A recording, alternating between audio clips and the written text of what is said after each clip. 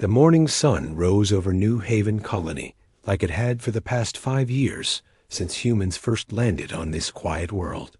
The orange light spread across the green fields where corn and wheat grew in neat rows. Children ran between the houses while their parents prepared for another day of work. Nobody knew this would be the last normal day they would ever see. Tommy Rodriguez kicked a small ball across the dirt path that ran through the center of town. He was 8 years old with dark hair and bright eyes that always seemed to find something interesting to look at. His mother Maria called from their small house that breakfast was ready, but Tommy wanted to play just a little longer. The ball rolled toward the big gardens where the colonists grew most of their food. Commander Jake Morrison stood on the porch of the command center and watched the children play. He was a tall man with gray hair who had served in the Earth military for 20 years before coming to New Haven. His job was to keep the colony safe, but there had never been any real danger. The biggest problem they faced was when the farming robots broke down or when wild animals got into the storage buildings. Lisa Carter walked up to Jake with a cup of coffee in her hands. She ran the day-to-day business of the colony and made sure everyone had what they needed. Lisa was a smart woman who could solve almost any problem the colonists brought to her. She had brown hair and always wore practical clothes that could get dirty if needed. The supply ship from Earth should arrive next week, Lisa said as she handed Jake the coffee. We need more spare parts for the water pumps and some new medical supplies for the clinic. Jake nodded and took a sip of the hot coffee. Any word from the patrol ships in this sector? Captain Alex Bennett checked in yesterday from the USS Defender. Everything is quiet out there. No alien ships or anything unusual. The two of them had no idea that alien ships were already watching their colony from far away. The Vidian Empire had sent scouts to observe the human settlement for 3 weeks. The scouts took pictures and recorded everything the humans did. They counted how many people lived there and what kind of weapons the small defense force had. Admiral Zex Thera looked at the reports from his scouts aboard his flagship. He was a tall creature with blue skin and 4 arms. His people had ruled this part of space for 1,000 years. The Vidians believed they were better than all other life forms and had the right to control every world in their territory. These humans are weak, Zex Thera told his officers. They have only a few small weapons and no real defenses. We can remove them easily. The Vidian admiral did not understand humans at all. He thought they were just another primitive species that could be wiped out without consequences. The Vidians had destroyed many other colonies over the centuries and never faced any real resistance. They treated it like cleaning pests from their territory. Back on New Haven, Tommy finally came inside for breakfast. His father, Carlos, worked as an engineer maintaining the power systems that kept the colony running. Carlos was a quiet man who loved his family more than anything in the universe. He kissed his wife and son good morning before heading to the power plant. Stay close to home today, Maria told Tommy as she gave him his school bag. I want you where I can see you. Tommy promised he would be careful, but he was already thinking about the games he would play with his friends after school. The colony school was small with only one teacher for all the children. Miss Janet Brown taught kids from age 5 to 15 in the same classroom. She was patient and kind and made learning fun for everyone. Dr. Amy Walsh checked on the patients in the small medical clinic. She was the only doctor for all 50,000 people in the colony, but serious injuries were rare. Most of her work involved treating small cuts and helping mothers when new babies were born.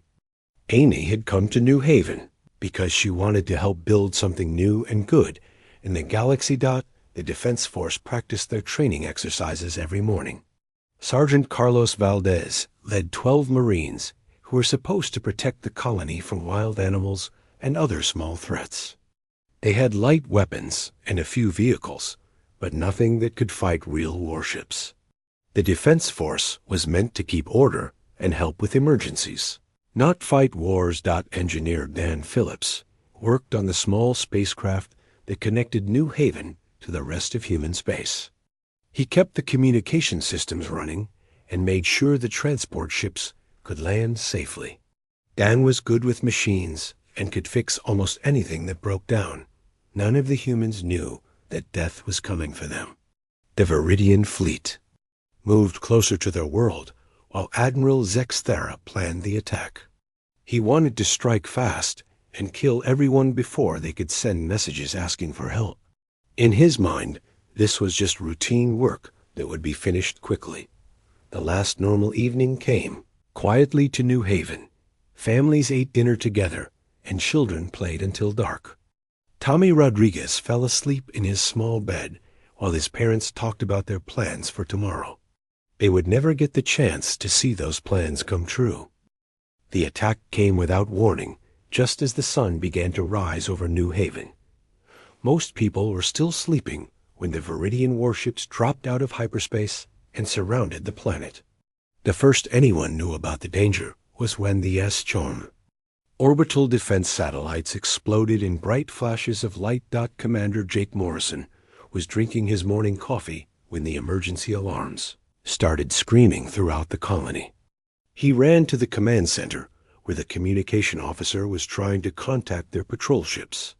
The screens showed multiple large ships in orbit above them, and Jake felt his blood turn cold. "Get everyone to the emergency shelters now," Jake ordered as he grabbed his weapon.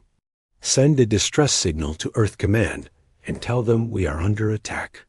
The first energy beams struck the outer buildings of New Haven before anyone could react. The power plant where Carlos Rodriguez worked disappeared in a massive explosion that shook the ground for miles.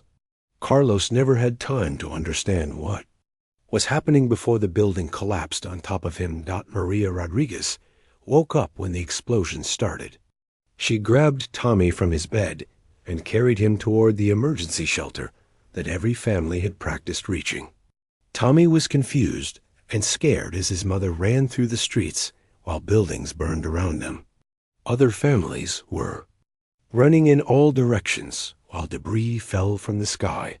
"Where is Papa?" Tommy asked as his mother pushed through the crowd of frightened people. "He will meet us at the shelter," Maria lied because she did not want to scare her son more than he already was. She could see the power plant burning in the distance and knew that Carlos was probably dead, but she could not think about that now. "Sergeant." Carlos Valdez tried to organize the defense force, but their weapons were useless against the warships in orbit. The Marines could only watch as energy beams destroyed everything they had sworn to protect.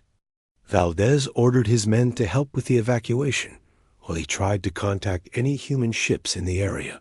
The Vidian ground troops landed in large transport ships that touched down all around the colony.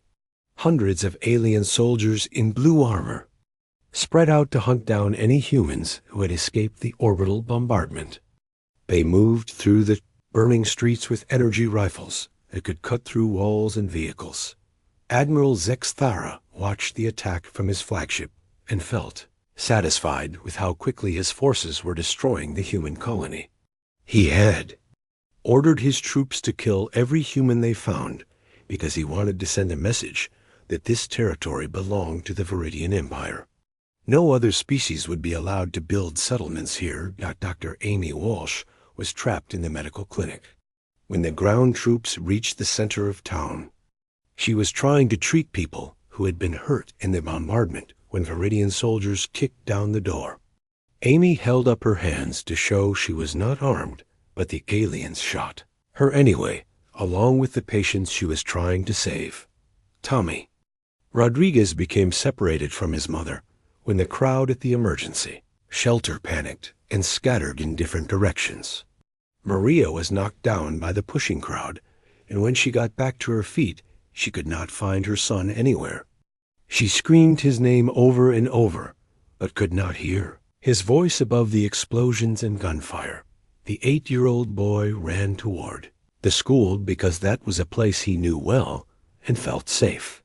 The building was empty and dark, but it seemed better than being outside, where the alien soldiers were shooting everyone they saw. Tommy hid under his desk in the classroom, where Miss Janet Brown had taught him to read and write just yesterday. Vidian soldiers entered the school and began searching every room. They had scanners that could detect human life signs, so hiding was almost impossible. Tommy tried to stay very quiet, but his heart was beating so fast he was sure the aliens could hear it from across the room. Engineer Dan Phillips managed to get one of the small transport ships ready for launch. A few dozen humans, including Commander Jake Morrison and Lisa Carter, made it to the landing pad before the Vidian troops surrounded the area. Jake was bleeding from a wound in his shoulder, but he could still fight. "Get as many people on that ship as possible," Jake ordered as he fired his weapon at the approaching aliens. "Someone has to survive to tell Earth what happened here."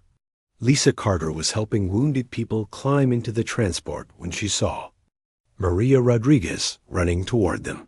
The woman was crying and calling for her son, but there was no time to search for the boy.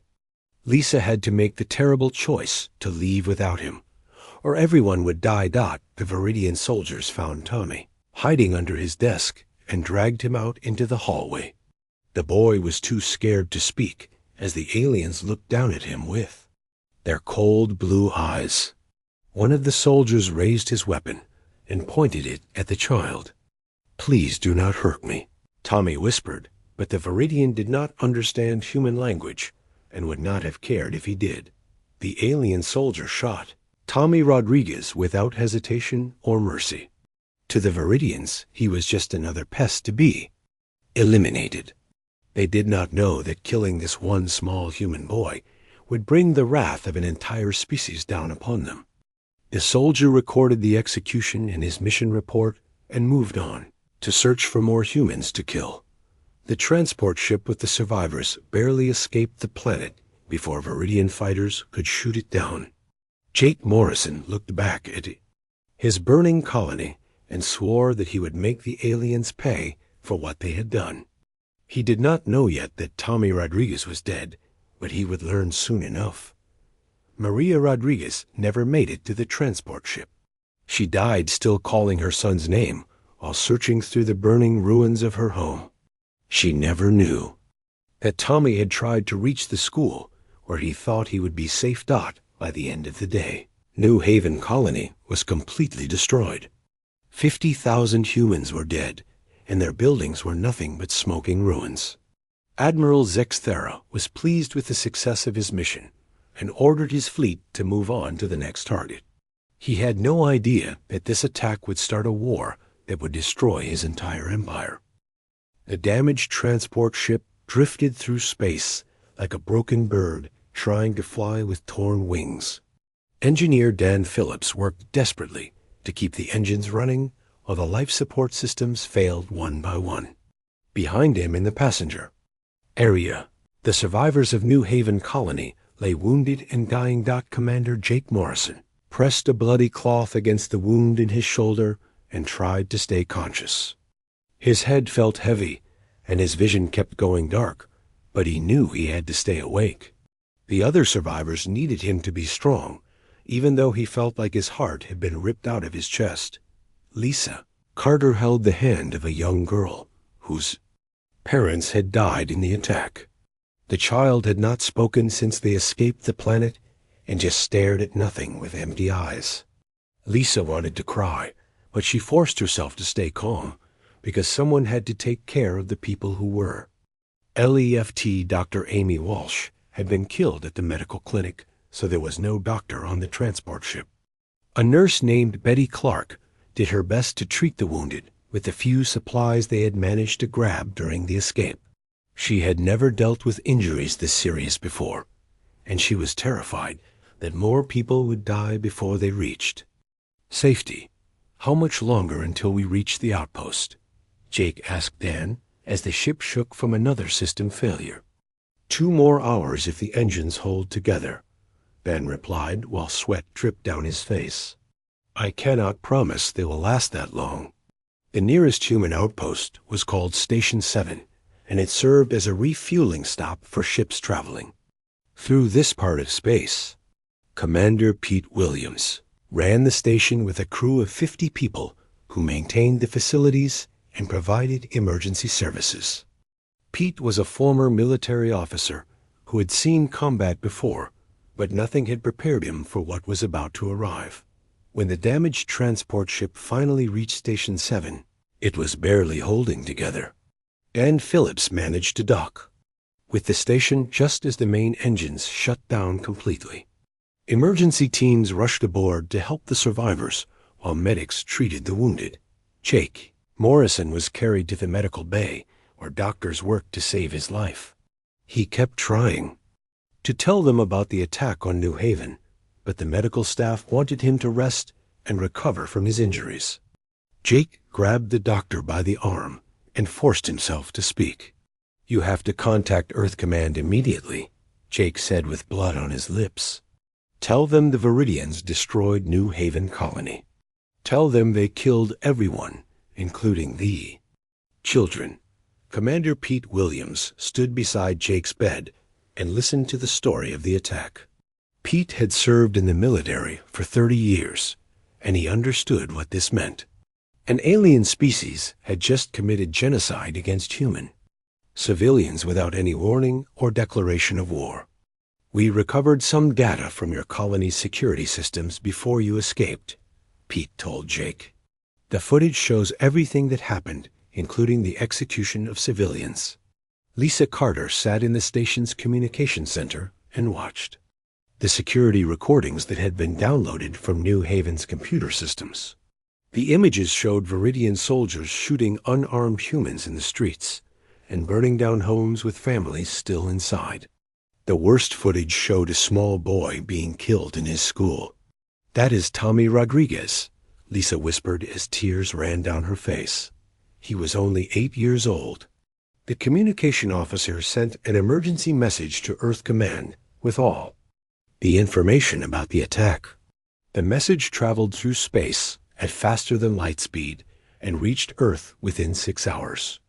When it arrived, it changed everything. Admiral Robert Hayes was eating breakfast with his family when his aide called with urgent news from the frontier. Hayes was the head of the human Space Force and responsible for protecting all human colonies throughout the galaxy.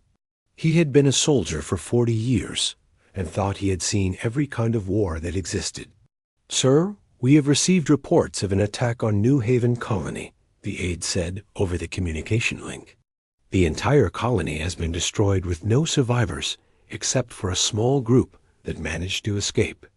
Hayes dropped his coffee cup and rushed to his headquarters. The building was already busy with officers and staff members who had been called in for the emergency. Everyone was talking quietly and looking at the footage from New Haven that played on the large screens. When Hayes saw the video of Tommy Rodriguez being executed, he felt something break inside his chest. The boy reminded him of his own grandson, who was the same age. Hayes had to turn away from the screen because he could not watch anymore. President Mary Sullivan was woken up in the middle of the night with news of the attack. She was a strong woman who had led Earth through many difficult times, but this was different from anything she had faced before. An alien empire had just declared war on humanity by murdering 50,000 innocent people. "How many ships do we have available for immediate deployment?" she asked General Kevin Murphy during an emergency meeting. "We can have 3 full battle groups ready to move within 48 hours, Murphy replied. "But it will take time to mobilize the entire fleet." "Then start now," Sullivan ordered. "I want every available ship and every Marine we have prepared for war. This attack cannot go unanswered." Intelligence Officer Commander Nina Torres worked through the night analyzing what they knew about the Vidian Empire. Her team gathered information from trade records, diplomatic files, and reports from merchant ships that had encountered Vidian vessels. What they learned was disturbing. The Vidians have destroyed at least 12 other colonies belonging to different species, Torres reported to Admiral Hayes. They seemed to view themselves as the rightful rulers of this entire sector of space. Hayes studied the star charts that showed Vidian territory and human colonies. The aliens had been expanding their empire for decades while humanity focused on peaceful exploration and trade. Now that peaceful time was over, back at Station 7, Jake Morrison recovered enough to record a detailed report about the attack. He described everything he had seen, including the systematic execution of civilians and the burning of the entire colony. His voice was calm and professional, but his eyes burned with anger. The Vidians showed no mercy to anyone, Jake said. Into the recording device. They killed children, doctors, teachers, and farmers who had never hurt anyone. They must be made to pay for what they have done. The message from Station 7 reached every human world within days. The footage of Tommy Rodriguez's execution was broadcast on news programs throughout human space. Citizens who had never thought about war suddenly understood that their peaceful way of life was under threat. Earth factories began working around the clock to build new weapons and ships. The military academies graduated officer classes early and sent them to join the growing fleet. Volunteers lined up at recruitment centers to enlist in the fight against the Vidians. Admiral Zexthara received reports that humans were mobilizing their military forces, but he was not concerned. His intelligence officers told him that humanity had been at peace for decades, and their military was small and weak. The Vidian admiral believed his empire could easily defeat any human response. He was about to learn how wrong he was. The human war machine awakened with a fury that surprised even Earth's own military leaders. Within 3 weeks of the New Haven massacre, Admiral Robert Hayes commanded the largest fleet in human history. Shipyards that had been building cargo. Vessels switched to producing warships, while weapons factories ran day and night shifts. Captain Alex Bennett stood on the bridge of the USS Defender and watched his task force prepare for their first strike against Vidian targets. His ship had been upgraded with new weapons and armor that human engineers designed specifically to fight alien technology. Alex had been patrolling peacefully just days ago, but now he was leading humanity's revenge. All ships report ready for hyperspace jump, his communications officer announced. Take us to the Vidian supply depot at Kepler Station, Alex ordered. Time to show these aliens what happens when they murder human children. The human strategy was simple but effective. Instead of attacking the main Vidian fleet directly, they would strike at supply lines, outposts, and isolated ships. General Kevin Murphy called it bleeding the enemy to death with 1,000 small cuts. Every successful raid would weaken. The Vidian Empire, while human forces grew stronger, got Colonel Steve Parker led a battalion of Marines specially trained for boarding operations. Steve was a tough man who had fought in border conflicts before, but this war felt different. Every Marine in his unit had watched the footage of Tommy Rodriguez being killed, and they all wanted to make the aliens pay. Remember what we are fighting for, Steve told his Marines as they prepared for their first mission. Those blue-skinned monsters showed no mercy to our people, so we will show none to them. Dr. Rachel Johnson worked in a secret laboratory developing new weapons to use against Vidian technology. She was a brilliant scientist who had been studying alien artifacts for years. Now she used that knowledge to create devices that could penetrate Vidian shields and armor. Their energy weapons work on a different frequency than ours, Rachel explained to the military officers who visited her lab. If we adjust our shields to match their frequency, we can absorb their attacks and redirect the energy back at them. The first human raid struck a Vidian mining operation in the asteroid belt near their border. Captain Alex Bennett's task. Force jumped out of hyperspace and destroyed 3 alien ships before they could react. The human weapons tore through Vidian shields like paper and left burning wreckage floating in space. This is for New Haven. Alex said as he watched the alien ships explode. "This is for Tommy Rodriguez." Admiral Zexthara received reports of the human attacks with growing concern. His military advisors had told him that humans were weak and would not fight back effectively. Now human ships were destroying Vidian facilities throughout the outer sectors, and his forces seemed unable to stop them. "How are these primitives penetrating our defenses?" Zexthara demanded during a meeting with his officers. "Their weapons appear to be designed specifically to counter our technology," his science advisor reported. "They have studied our equipment and found ways to defeat it." The Vidian admiral was beginning to understand that he had made a terrible mistake when he ordered the attack on New Haven. The humans were not the weak species his intelligence reports had described. They were adapting and learning faster than any enemy the Vidians had faced before. Commander Mike Roberts flew a fighter squadron that specialized in hit and run attacks on Vidian convoys. His pilots were some of the best in the human fleet, and they had developed new tactics that used speed and surprise to overcome superior alien numbers. Mike had lost friends at New Haven, and he flew every mission like his life depended on killing as many Vidians as possible. "Blue leader to all fighters," Mike called over the radio as his squadron approached a Vidian transport convoy. "Remember the rules of engagement. No prisoners, no mercy, no survivors." The human fighters struck like angry wasps, darting between the larger alien ships and targeting their engines and weapons. Within minutes, the entire convoy was crippled and drifting helplessly in space. The human ships finished off the survivors with concentrated fire that left nothing but debris. Colonel Steve Parker's Marines captured their first Vidian ship during a raid on a military outpost. The aliens fought desperately, but human weapons and tactics proved superior in close combat. When the fighting was over, Steve stood over the captured Vidian commander and delivered a message. "You want to know why we are doing this?" Steve said as the alien looked up at him with fear in his blue eyes. "You killed a human child named Tommy Rodriguez.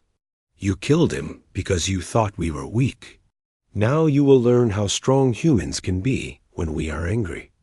Intelligence Officer Nina Torres studied the information recovered from captured Vidian ships and discovered something important. The alien empire was not as unified as it appeared from the outside. Several species had been conquered by the Vidians and forced to serve in their military. Some of these slaves might be willing to help humanity if they were given the chance. "We should try to contact the subject species," Nina reported to Admiral Hayes. "If we can turn some of the Vidian allies against them, it could shorten this war significantly." Human propaganda broadcasts began reaching worlds throughout Vidian space. The messages showed footage of the New Haven massacre and explained that humanity was fighting to free all species from Vidian oppression. Some of the conquered peoples began to sabotage Vidian equipment and supply shipments. Dr. Rachel Johnson completed development of a new weapon that could disable Vidian ships without destroying them completely. The device sent an electromagnetic pulse that overloaded alien computer systems and left their vessels helpless. This allowed human forces to capture ships and take prisoners for interrogation. Every captured ship gives us more information about their technology and military plans, Rachel explained to the military commanders. "Knowledge is just as important as firepower in this war." The human offensive expanded to multiple sectors as more ships joined the fleet. Admiral Hayes coordinated attacks on dozens of Vidian targets while keeping the main fleet hidden from alien scouts. This strategy was working better than anyone had hoped. Captain Jennifer Lopez commanded a heavy cruiser that served as flagship for one of the human battle groups. Her ship had been at the New Haven colony just weeks before the attack, and Jennifer felt responsible for not being there to protect the civilians. She drove her crew hard and demanded perfect performance in every battle. "We failed those people once," Jennifer told her officers. "We will not fail them again. Every Vidian ship we destroy brings us closer to justice for Tommy Rodriguez and all the others who died." The war was spreading across the galaxy as human forces struck deeper into Vidian territory. Each victory brought new intelligence about alien defenses and revealed weaknesses that could be exploited. The Vidian Empire was discovering that they had awakened an enemy they could not defeat. Admiral Zexthera watched reports of human attacks pour into his command center and realized that his empire was losing the war. The humans fought with a determination and skill that his forces could not match. Every battle cost the Vidians ships and personnel they could not replace while human reinforcements kept arriving. "Perhaps we should attempt to negotiate with the humans," one of his advisors suggested. "No," Zexthera replied firmly. "We are the Vidian Empire. We do not negotiate with inferior species. We will find a way to defeat them."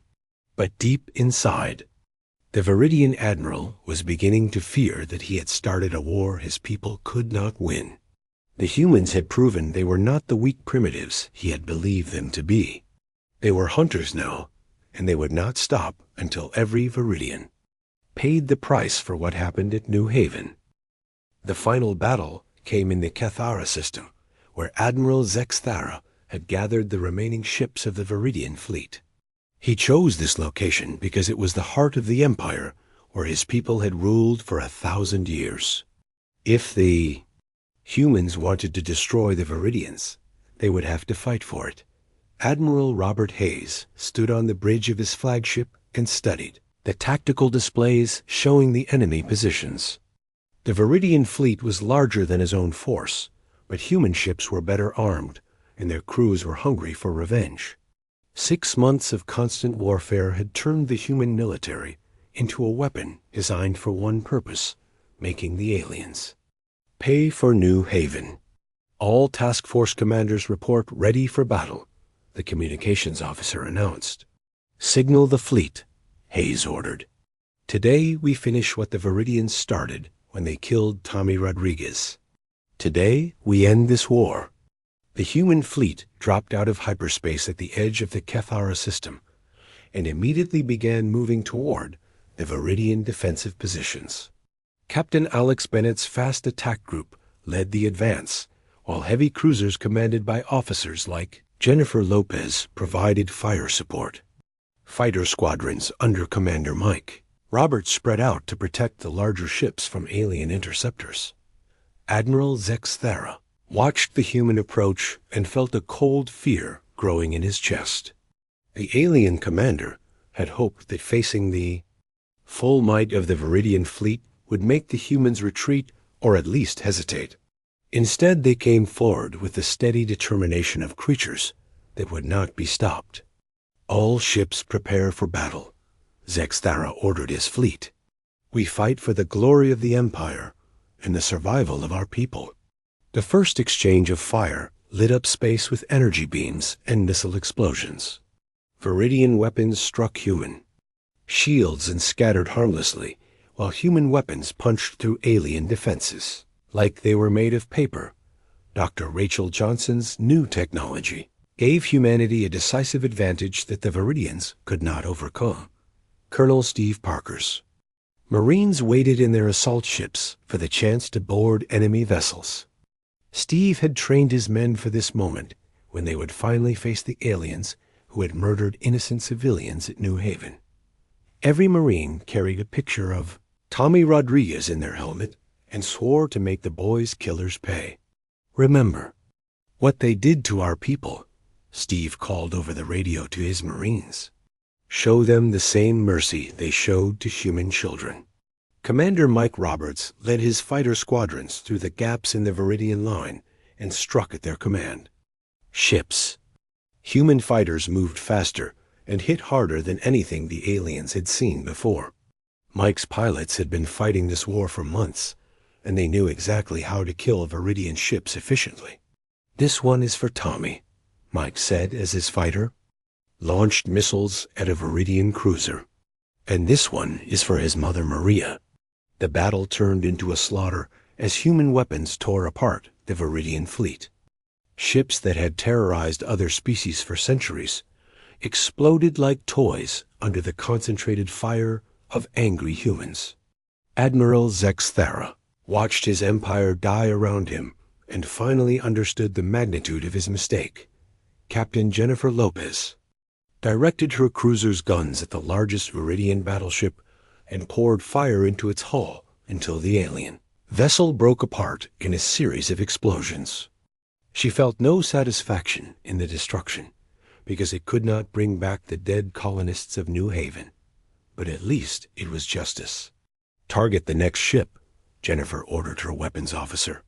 Keep firing until there are no Vidians left to threaten human children. The Vidian defensive positions collapsed under the human assault.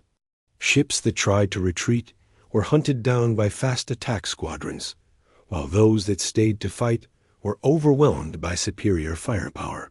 The empire that had ruled this sector of space for a millennium was dying in the span of a few hours.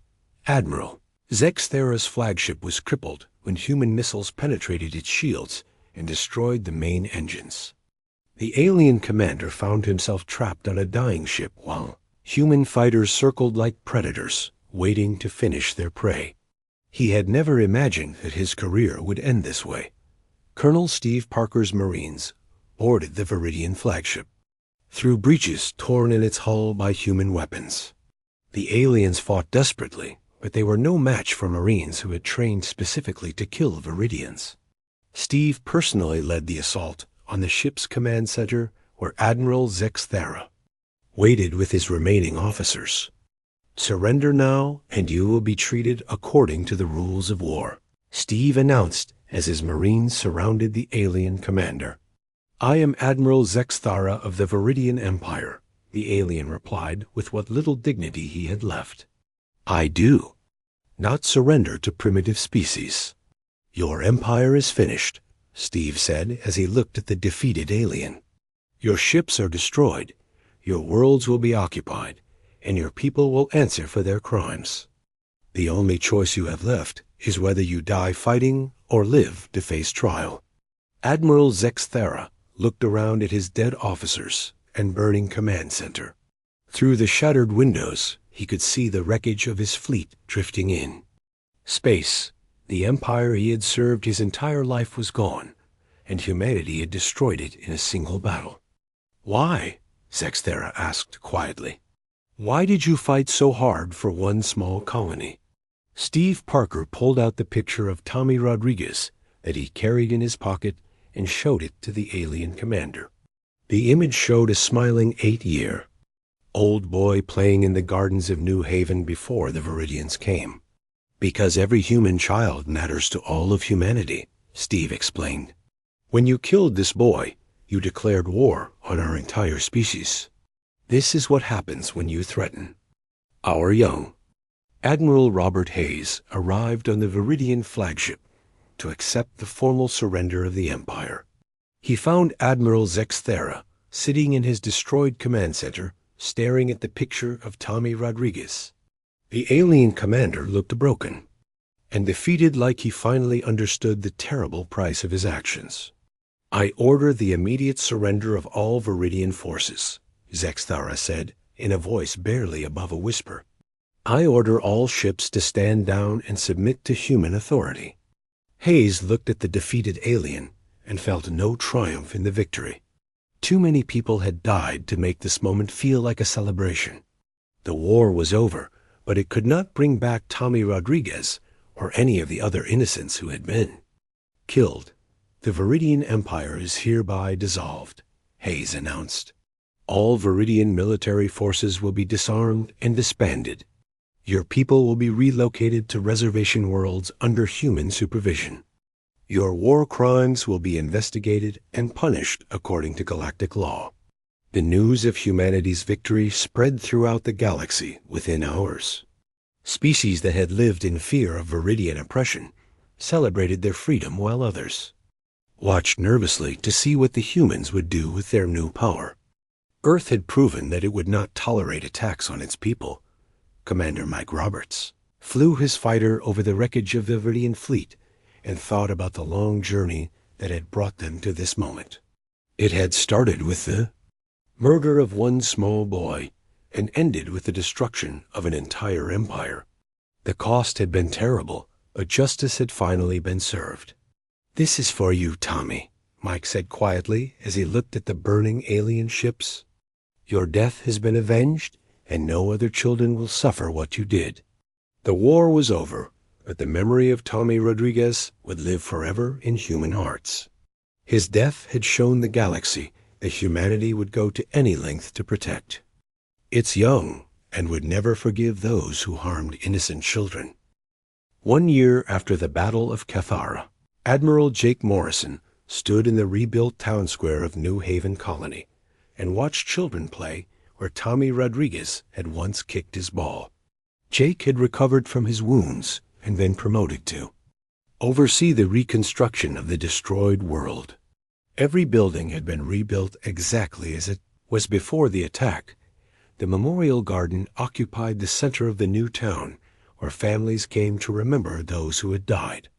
A simple stone marker bore the names of all 50,000 victims, with Tommy Rodriguez's name carved at the top in letters that caught the morning sunlight. Fresh flowers appeared at the base of the monument every day. Lisa Carter had been elected as the new civilian administrator of New Haven, and she worked to make sure the colony became a symbol of human determination rather than just a place of tragedy. She often visited the memorial garden and thought about the small boy whose death had changed the course of galactic history. "The transport from Earth is arriving with new families," Lisa told Jake as they walked through the busy streets. 200 people who want to help rebuild what the Vidians destroyed. Jake nodded and watched children run between the houses while their parents prepared for another day of work. The sight reminded him of that last peaceful morning before the attack when nobody knew that war was coming. Now every human settlement was defended by orbital weapons, platforms, and marine garrisons. The Vidian species had been broken into small groups and relocated to reservation worlds throughout human space. They were not allowed to maintain any military forces or travel between worlds without permission. Former Admiral Zex Thara lived in exile on a remote planet where he spent his days writing memoirs that nobody would ever read. Colonel Steve Parker commanded the garrison that guarded the main Vidian reservation world. His Marines kept careful watch on the former Empire's population and made sure they understood the conditions of their surrender. Steve still carried the picture of Tommy Rodriguez and showed it to any Vidian who questioned human authority. "Your people chose to murder innocent children," Steve would tell them. "This is the result of that choice. You brought this fate upon yourselves." Dr. Rachel Johnson had returned to her research laboratory where she continued developing new technologies for human defense. Her work during the war had earned her a place in history as the scientist whose weapons helped defeat the Vidian Empire. She kept a small picture of Tommy Rodriguez on her desk to remind her why her work mattered. The news of humanity's victory had spread throughout the galaxy and changed how other species viewed humans. Trade delegations arrived to Earth, offering treaties and partnerships with the species that had destroyed a 1,000-year-old empire to avenge the death of one child. Some aliens were impressed, while others were terrified. Captain Alex Bennett patrolled the frontier in his upgraded USS Defender and made sure that other species understood the new rules. Any attack on human civilians would bring swift and overwhelming retaliation. The message was simple and clear. Humanity would protect its people no matter what the cost. Commander Mike Roberts trained new fighter pilots at the expanded military academy on Earth. He taught them the tactics that had won the war against the Vidians and made sure they understood the responsibility that came with their power. Every pilot graduated knowing the story of Tommy Rodriguez and why they served. "We are not conquerors.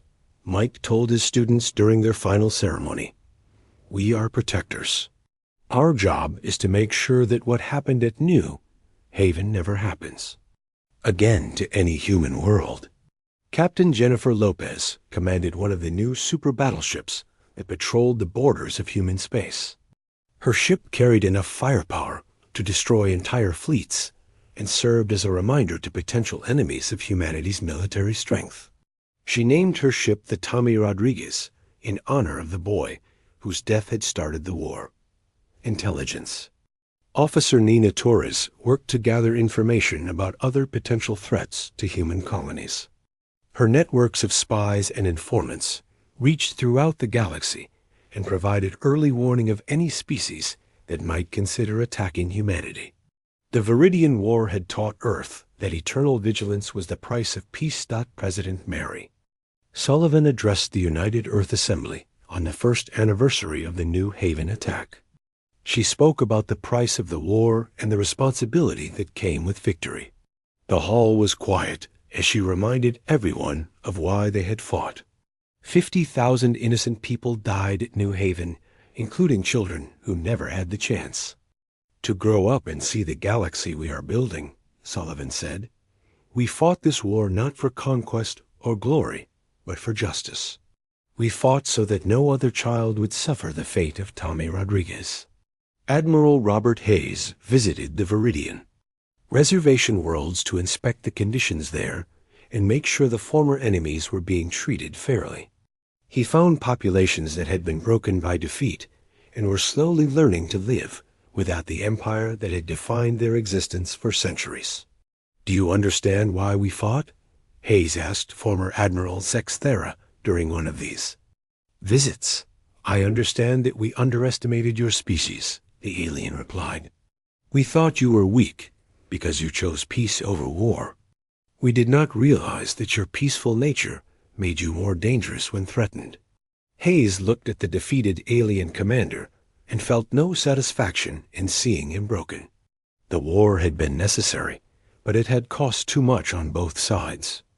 Millions had died because one empire chose to murder innocent civilians. Your people chose to kill children, Hayes said quietly. That choice brought destruction upon your entire civilization. Other species will remember what happened to you when they consider threatening humanity. The galaxy had indeed learned the lesson that Earth intended to teach. Several minor wars between other species ended quickly when one side threatened. Target civilian populations. Nobody wanted to face the kind of retaliation that humanity had unleashed against the Vidians. Engineer Dan Phillips returned to New Haven Colony and helped design the new defensive systems that protected the rebuilt settlement. He often worked in the Memorial Garden, where Tommy Rodriguez was buried, and thought about the chain of events that had started with one boy's death. The colonial school was rebuilt on the exact spot where Tommy had been killed, and a new generation of children learned their lessons there. Miss Janet Brown's replacement was a young teacher named Karen White, who made sure her students understood the history of their world and the price that had been paid for their safety. On quiet evenings, Jake Morrison would walk through the Memorial Garden and remember the people who had died during the attack. He thought about Tommy Rodriguez playing with his ball in the morning sunshine, and Maria Rodriguez calling for her son during the chaos. Their deaths had not been in vain if they prevented future tragedies. The price of killing a human child had been paid in full. An entire empire had been destroyed, and a species reduced to scattered refugees living on reservation worlds. The galaxy would remember this lesson for generations to come. Children played in the gardens of New Haven while their parents worked to build a better future. They were protected by the strongest military force in the galaxy and watched over by people who would never forget the cost of letting evil go unpunished. Tommy Rodriguez was gone, but his memory lived on in every human heart. The war was over, but its message echoed throughout the stars. Humanity would defend its own with unlimited force and absolute determination. Those who threatened human children would face the same fate as the Vidian Empire. The price had been set and paid, written in blood and remembered forever.